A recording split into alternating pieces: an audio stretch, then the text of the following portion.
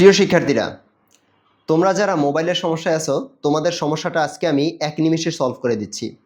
আমি তোমাদেরকে আজকে এমন একটা ভয়ঙ্কর একটা পরীক্ষার কথা বলবো, যা নাকি দুজন স্নায়ুবিদ করেছিল, যা শুনলে তোমাদের হুঁশ উড়ে যাবে।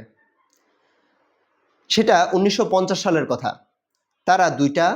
তারা ইঁদুরের উপর একটা পরীক্ষা করেছিল। একটা ইঁদুরের মস্তিষ্কে ইলেকট্রোড স্থাপন করেছিল। সেই ইলেকট্রোডটা একটা লিভারের সাথে সংযোগ করে। ওই লিভারটাতে যখন নাকি চাপ দেওয়া হয়, তখন ইঁদুরের মস্তিষ্কে একটা সুখের অনুভূতি জাগে। ওই ইঁদুরটা ভুলবশত একবার যখন লিভারে চাপ দিল, তখন তার মস্তিষ্কে আনন্দ খেলে গেল এবং সে সুখের অনুভূতি পাইল।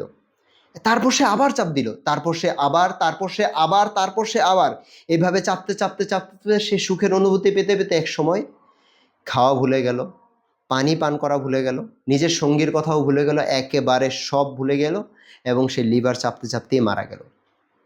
এখন এটা কিন্তু শুধু একটা ইঁদুরের গল্প না।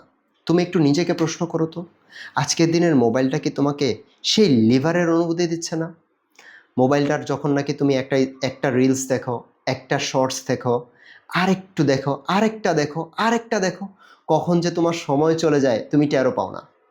তুমি হয়তো বা ছোটোবেলায় ডাক্তার হইতে চাইতে, তুমি পাইলট হইতে চাইতে, অনেক বড় কিছু হতে চাইতে, কিন্তু এখন কি তুমি সেটার ধারে কাছেও আছো? উত্তর হচ্ছে তুমি নিজেই জানো। কেন নাই? কারণ তুমি অলরেডি রিওয়ার্ড পাচ্ছ। সেই রিওয়ার্ডটা কে দিচ্ছে তোমাকে? উত্তরটা তোমার কাছেই আছে।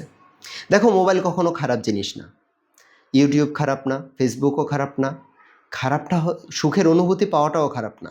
খারাপ হচ্ছে নিজেকে নিয়ন্ত্রণ করতে না পারা। সফল মানুষ আর ব্যর্থ মানুষের মাঝে পার্থক্য এটাই, সফল মানুষ নিজেকে নিয়ন্ত্রণ করতে পারে, ব্যর্থ মানুষ নিজেকে নিয়ন্ত্রণ করতে পারে না। ইঁদুর আর আমাদের মাঝে তফাৎ কি জানো? আমাদের মাথার মধ্যে বুদ্ধি আছে, চিন্তা করার ক্ষমতা আছে, নিজেকে থামানোর শক্তিটা আমাদের আছে। তাই তুমি আজকে নিজেকে প্রশ্ন করো, তুমি কি তোমার স্বপ্নের পানে এগিয়ে চলবা, নাকি সামান্য কিছু সুখের জন্য তুমি তোমার নিজের জীবনটাকে একেবারে নষ্ট করে ফেলবা? মনে রাখবা, তাৎক্ষণিক আনন্দ হয়তোবা তোমাকে 2-1 মিনিটের সুখ দিবে, কিন্তু শৃঙ্খলা তোমাকে সারা জীবন সাফল্য এনে দেবে। আল্লাহ হাফেজ।